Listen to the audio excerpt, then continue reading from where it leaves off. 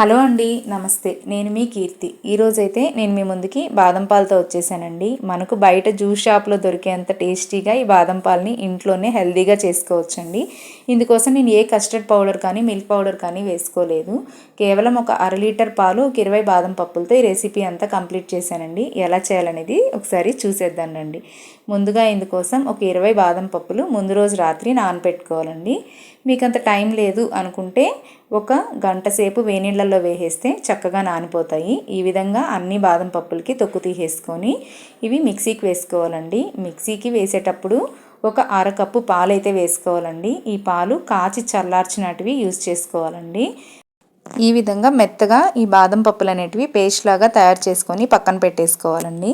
తర్వాత స్టవ్ మీద ఒక కడాయి పెట్టేసుకొని ఒక టేబుల్ స్పూన్ నీళ్లు వేసుకోవాలండి. ఇలా వేసుకోవడం వల్ల మనం పాలు పోసినాక గిన్నెకి అడుగంటకుండా ఉంటుంది. నేనైతే ఇక్కడ ఒక 1/2 లీటర్ పాలు తీసుకున్నానండి. ఈ పాలు కూడా ఫుల్ ఫ్యాట్ ఉంటాయి కదండి, చిక్కటి పాలు. అవి తీసుకుంటే బాదం పాలు అనేటివి చాలా చిక్కగా బాగొస్తాయి. తర్వాత మనము లో ఫ్లేమ్లో పెట్టుకొని ఈ పాలు అనేటివి ఒక పొంగు వచ్చేంత వరకు మరిగించుకోవాలండి. ఇలా మరిగించుకునేటప్పుడు మీగడ కడుతుంది కదండి, ఆ మీగడ కట్టకుండా ఈ విధంగా ఒక చిన్న గరిటె తీసుకొని కలుపుకుంటూ మరిగించుకోవాలి.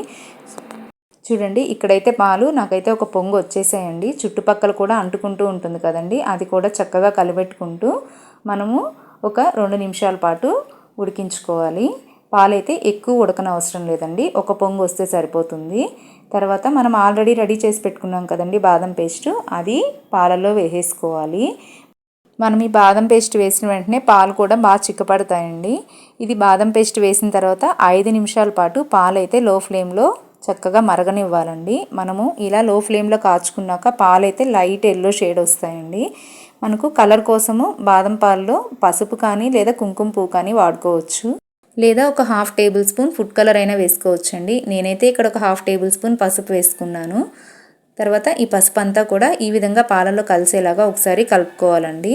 తర్వాత మనము ఇలాచీ కూడా వేసుకోవాలి. ఒక 1/2 టేబుల్ స్పూన్ మెత్తగా పేస్ట్ చేసుకున్న ఇలాచీ వేసుకుంటే మనకు నోటికి తగలకుండా బాగుంటుందండి.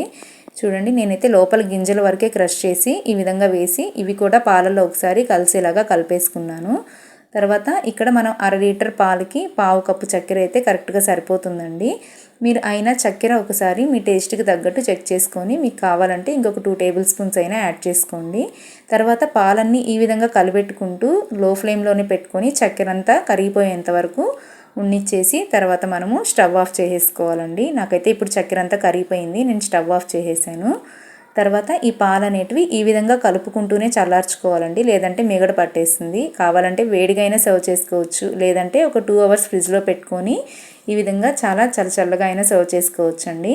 సో ఎంతో హెల్తీగా బాదం పాలు అయితే ఇంట్లోనే చేసుకోవచ్చు. అండ్ ఫైనల్గా మీ దగ్గర ఏమైనా నట్స్ ఉంటే ఈ విధంగా పైన గార్నిష్ చేసుకొని ఈ విధంగా సర్వ్ చేసుకోవడమేనండి. ఎంతో హెల్తీగా మన ఇంట్లోనే ఈ విధంగా బాదం పాలు చేసుకోవచ్చు కదా. సో ఈ రెసిపీ మీరు కూడా తప్పకుండా ఒకసారి ట్రై చేయండి.